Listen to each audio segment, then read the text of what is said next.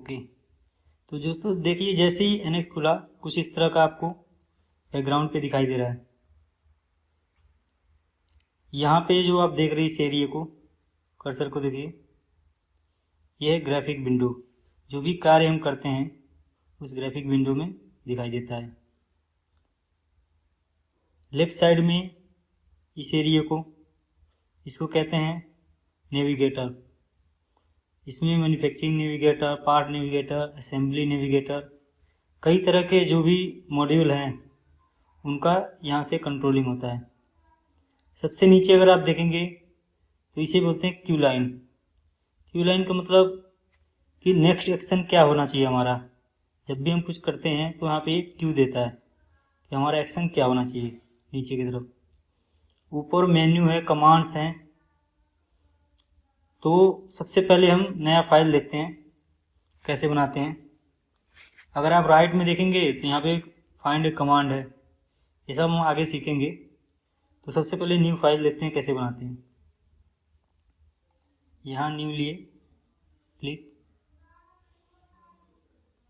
Folder को पहले define करना पड़ता है कि किस लोकेशन में हमें चाहिए। तो एक ऑलरेडी फोल्डर बना हुआ है, इसको मैंने सेलेक्ट कर लिया। आप यहाँ पे अपना जो भी नाम देना है दे सकते हैं। यहाँ पे मैंने P1 दे दिया। ये हो गया। ऊपर आप देख रहे हैं कि यहाँ पे अलग अलग मॉड्यूल है, असेंबली, स्टूडियो, शीट मेटल। तो जिस भी आपको मॉड्यूल में काम करना है उसको आप सेलेक्ट कर सकते हैं। तो यहाँ डिफ़ॉल्ट में मॉडलिंग है, मैं मॉडलिंग ही लेना है हमें।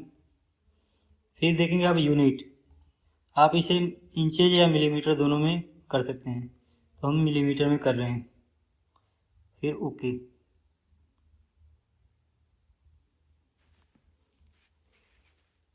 जैसे ही ओके किया आपने, ये NX 9053 है।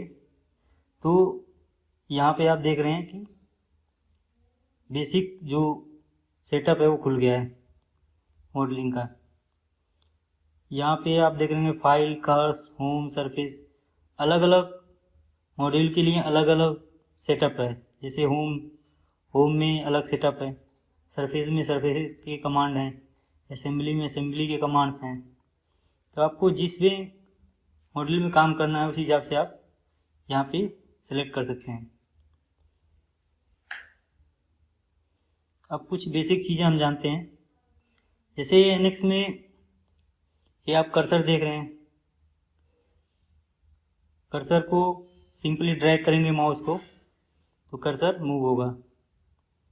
अगर आप मिडिल माउस बटन को, रोलर को ड्रैग करेंगे, आगे पीछे करेंगे रोलर को ओनली, तो ये जूम इन जूम आउट होगा।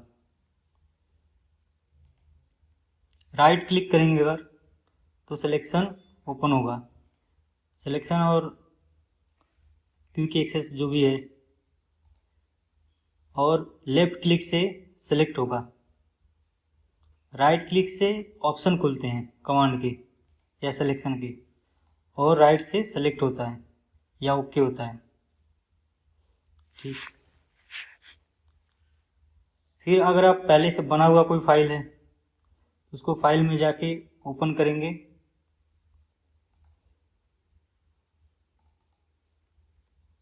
यहाँ पे T1 एक फाइल है, इसको मैं ओपन करता हूँ।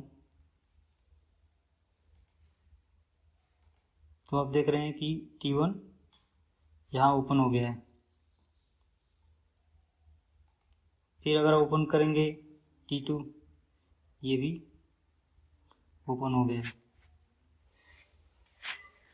ये आप देख रहे हैं एक नॉब है, जैसा कि मैंने बताया था नेविगेटर। ये भी मॉडलिंग का नेविगेटर खुला है, पार्ट नेविगेटर बोलते हैं इसे। इस नेविगेटर में क्या है कि स्टेप बाय स्टेप जो जो हमने कमांड लेके इस मॉडल को बनाया है वो सारा स्टेप बाय स्टेप यहाँ पे दिखाया हुआ है। सबसे पहले हमने एक डेटम प्लेन लिया, उसके बाद से एक्सट्रूड किया है स्केच बना के, स्केच इसके अंदर ही है। फिर फीचर, डिटेल फीचर ऐड किया, ब्लेंड वगैरह, ये सेल है, ये अलग अलग कमांड है। मतलब एक ट्री बना हुआ है, पूरा हिस्ट्री है। यहाँ से आप एडिट कर सकते हैं, या आपको जो भी करना है पार्ट नेविगेटर से कंट्रोल कर सकते हैं। T1 में अगर आप देखेंगे तो ये असेंबली में, यहाँ पे असेंबली है पूरी, यहाँ पे आप कंट्रोल कर सकते हैं अलग अलग पार्ट को। तो ये नेविगेटर का वर्क हो गया। आप स्क्रीन पे यहाँ पे देख रहे हैं एक डेटम प्लेन बना हुआ है XYZ का, और नीचे की तरफ XYZ एक सिंबॉलिक है, इसे बोलते हैं ट्रायड। ये जिस व्यू में ये डेटम प्लेन रहता है उसी व्यू को इंडिकेट करता है। जैसे मान लीजिए मैंने इस पर क्लिक कर दिया, ये देखिए फ्रंट व्यू खुल गया।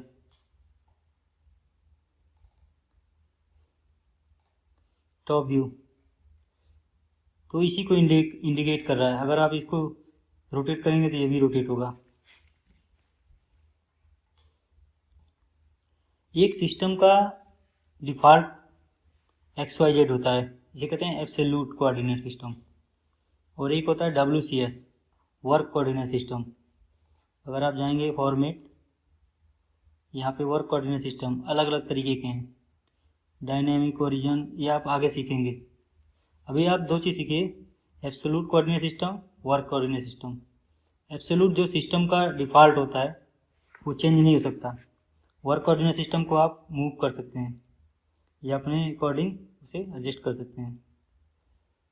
डेटम प्लेन, डेटम प्लेन जैसे किसी भी कोई भी क्रिएशन हम करते हैं सॉफ्टवेयर में तो वो एक प्लेन पे ही बनाते हैं उसको, वो चाहे XY या YX या ZX जो भी प्लेन है उस प्लेन में ही बनाएंगे। फिर होता है व्यू। जैसे हम किसी भी मॉडल को बनाते हैं तो जिस व्यू में वो हम चाहते हैं कुछ दिखे डिफ़ॉल्ट में, उसी व्यू के हिसाब से हमें मॉडलिंग करनी पड़ती है। जैसे आप यहाँ पे देख रहे हैं ये नॉब का जो इंटरनल पार्ट है ये ऊपर की तरफ दिख रहा है, तो इसी व्यू में अगर हम बनाएंगे शुरू से तभी इसी व्यू में दिखेगा, अदरवाइज आपको रोटेट करना पड़ेगा। ये देखिए जैसे मैंने माउस को, कर्सर को मॉडल के पास ले गया, ये चीज़ें हाईलाइट हो रही हैं। यहाँ पे ला के मैंने छोड़ दिया, यहाँ पे जो भी कमांड है वो हाईलाइट हो गया है।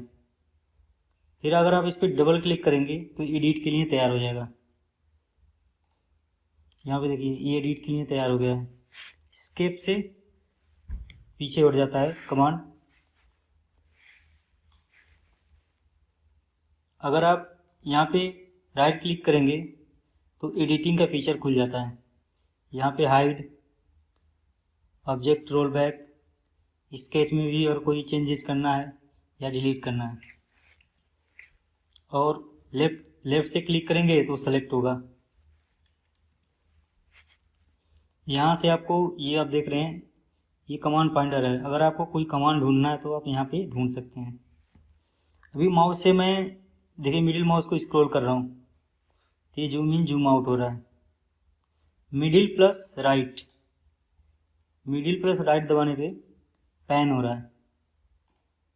मिडिल को अगर दबा के स्क्रॉल नहीं करना है, दबा के अगर घुमाएं तो ये जॉब रोटेट होता है। और लेफ्ट एंड मिडिल एक साथ करके ड्रैग करेंगे अगर क्लिक करके तो ये डायनेमिक जूम होगा, जूम इन जूम आउट।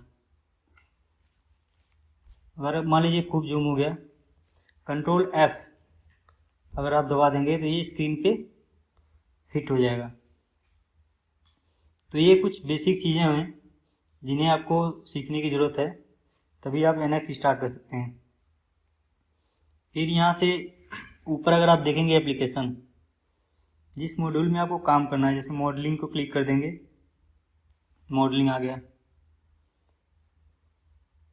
फिर एप्लीकेशन में जाएंगे, मैन्युफैक्चरिंग क्लिक करेंगे, मैन्युफैक्चरिंग खुल जाएगा। तो हमें मॉडलिंग को ही सीखना है, बाकी चीज़ें मैं आपको बताता रहूँगा। तो आइए एकदम स्टार्ट करते हैं।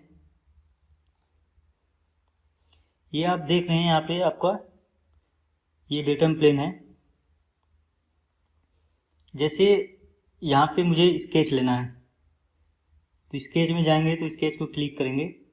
स्केच क्लिक करते ही ये आप अलग अलग प्लेन हाईलाइट हो रहा है।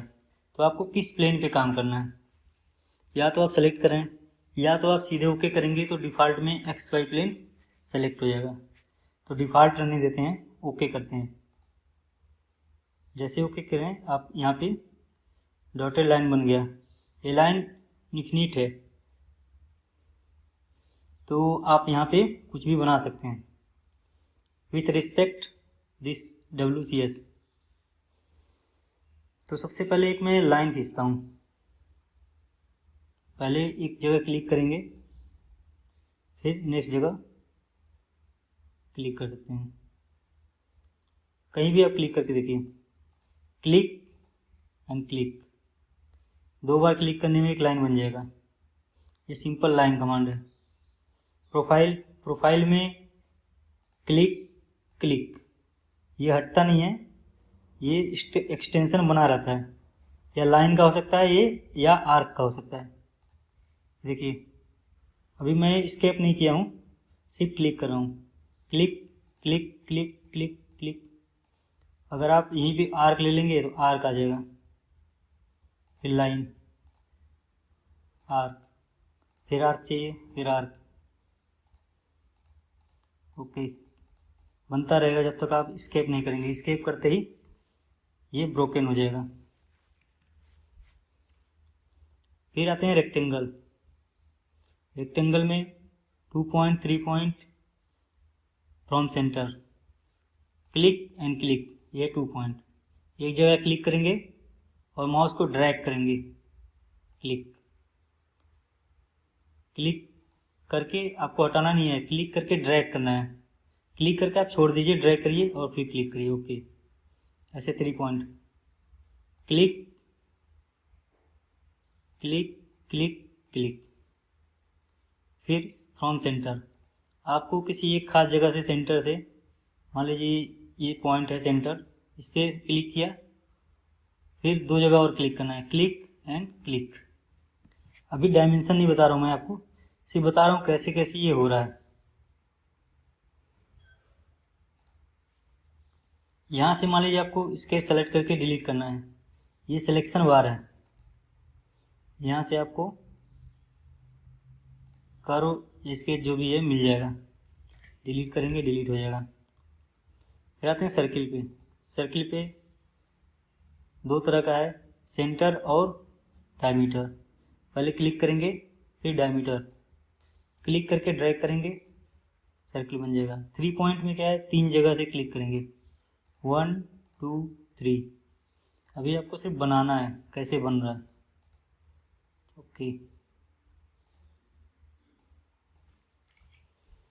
नेक्स्ट चलते हैं आर्क। क्लिक क्लिक क्लिक, 3 जगह, और ये centre two, click and click, delete. Select करेंगे और डिलीट दबा देंगे तो डिलीट हो जाएगा।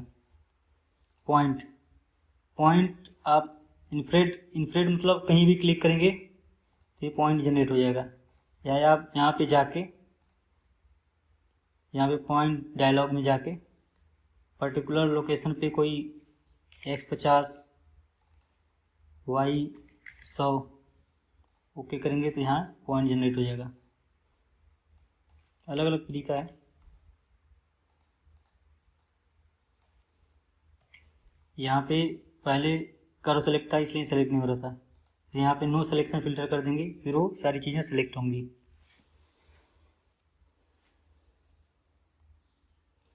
फिर चलते हैं स्प्लाइन। स्प्लाइन मतलब टेढ़ी मेढ़ी लाइन, कॉमन भाषा में अगर बात करें तो। इसमें भी कई तरह के ऑप्शन है, इसमें भी आप क्लिक करते जाएंगे एक स्मूथ स्प्लाइन बन जाएगा। ओके, दोबारा से देखते हैं। ये ओपन भी रह सकता है, अगर आपको क्लोज बनाना है तो यहाँ पे आप क्लोज कर सकते हैं, ये क्लोज हो जाएगा। इस पॉइंट को ड्रैग करेंगे तो इसका शेप चेंज हो जाएगा। ये स्प्लाइन है। विंडो बना के सेलेक्ट किया। सिलेक्शन का तरीका क्या है, अगर विंडो बना के करना तो आप एक जगह क्लिक करिए, क्लिक करके हटाना नहीं है, ड्रैग करना है। फिर इसके अंदर जो चीज़ें भी हैं वो सारी सेलेक्ट हो जाएंगी, फिर डिलीट कर सकते हैं आप। अगर एक एक चीज़ डिलीट करेंगे, जैसे मान लीजिए इस एक एक को डिलीट करेंगे तो एक डिलीट होगा, क्लिक एक selection delete, click selection delete, या विंडो बना के सेलेक्ट डिलीट। ओके, फिर फिलेट एंड चैम्फर, दो लाइन है, मान लीजिए मैंने रेक्टेंगल ले लिया यहाँ पे। फिलेट मतलब रेडियस देना होता है, इंटरनल या एक्सटर्नल जो भी। क्लिक एंड रेडियस आप या डायमेंशन दे दें या जो भी आ रहा है डिफ़ॉल्ट में उसको ले लें। यहाँ क्लिक रेडियस बन जा रहा है। ये अनट्रिम है, इसमें रेडियस तो बनेगा लेकिन ट्रिम नहीं होगा। देखिए रेडियस बन गया लेकिन ये ट्रिम नहीं हुआ। फिर आप फिलेट, नेक्स्ट चलते हैं चैम्फर। इसमें भी एसिमेट्रिक, इसमें अलग अलग हो सकता है। क्लिक यहाँ पे अगर आप वैल्यू अलग अलग डालेंगे, जैसे मान लीजिए 50, यहाँ पे 70, ये अलग अलग हो गया। यहाँ पे अगर आप सिमेट्रिक कर देंगे 50, अगर सिमेट्रिक कर लेंगे 60, फिर सिमेट्रिक हो जाएगा ऊपर नीचे दोनों। फिर ऑफसेट एंड एंगल, ऑफसेट मान लीजिए 100 है, एंगल 45 है।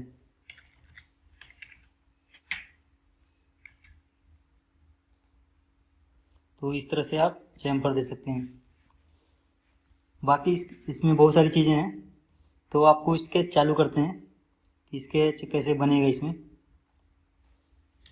देखिए कोई भी चीज़ जब हम स्केच बनाते हैं तो हमें ये जो डेटम है इसके रेस्पेक्ट में बनाना पड़ता है, बेस में सबसे पहले। जैसे मान लीजिए मैंने यहाँ रेक्टेंगल बनाया, अभी क्या है रेक्टेंगल, देखिए खींचने पे बढ़ जा रहा है।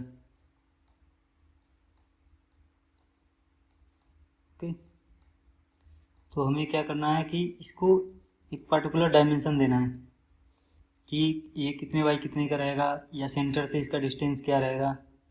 तो ये बहुत ही ज़रूरी है, इसको कंस्ट्रेंट बोलते हैं। तो कोई भी स्केच को कंस्ट्रेंट कैसे करेंगे, तो NX 9053 में बहुत ही एडवांस स्केचिंग हो गया है। आपको बताता हूँ, अगर आप प्रीवियस यूज़र हैं तो आपको समझ में आएगा, अदरवाइज